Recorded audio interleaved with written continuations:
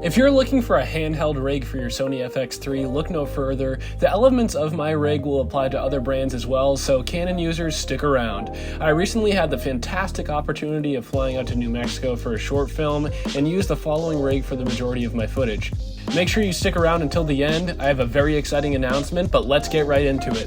First, we're going to start with the Sony FX3 body. It's a full-frame mirrorless camera with footage captured by a 256GB ProGrade 10-bit SD card. It's got peak ISOs at 640 and 12800. Since most of the film is outdoors, I use 640 a majority of the time. It's the most compact camera of Sony's cinema line. Next, we have the 24-70 2.8 G Master lens. The bokeh with this lens is super smooth and cinematic. The 24-70mm nature allows for a variety of shots, both wide and close-up. I found that most often I use the 35 and 50 focal lengths, but occasionally I use 70 and 24.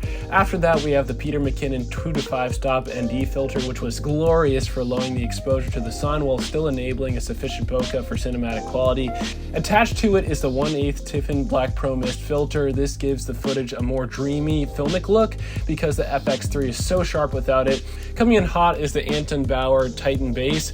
This provides your camera with about 4 to 6 hours of extra battery, which is absolutely essential if you're shooting outdoors all day. It's got a variety of ports, which can also power your monitor's dummy battery. Lastly, it adds extra weight so that your footage doesn't look too shaky.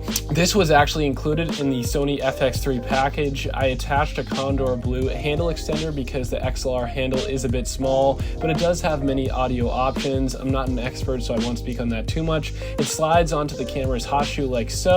The handle extender also provides a platform for the small rig tilt and swivel mount I use for my monitor. I'm attaching the Adamus Shinobi 4K monitor to it. I really love this monitor because I could place my own color grade onto it so that I could have a prediction of what the final product would look like. I used the Full-Time Filmmaker orange and teal LUT. At this point, I would talk about the Condor Blue HDMI cord I used, but I actually broke it in my luggage, so I had to throw it out. Up to bat is the Condor Blue dummy battery, which connects to the monitor and then to the Anton Titan base. As a dummy battery, it doesn't work on its own. It only uses the power provided by the Titan base.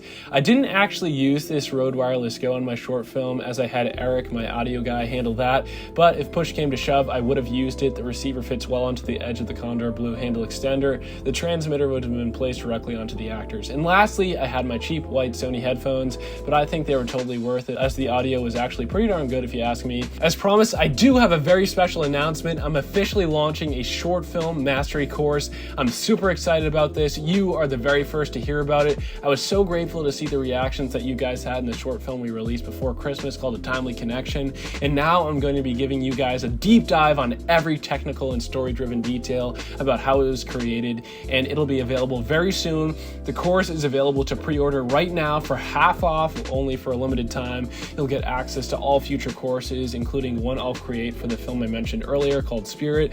Super excited about that one. When you guys purchase this course, you'll help fund future Radiant Media films. And also, this is the coolest part, I think. We're setting aside a percentage of the revenue to give back to help fund a film that one of you guys are working on. So click the link below and use early 50 to get half off.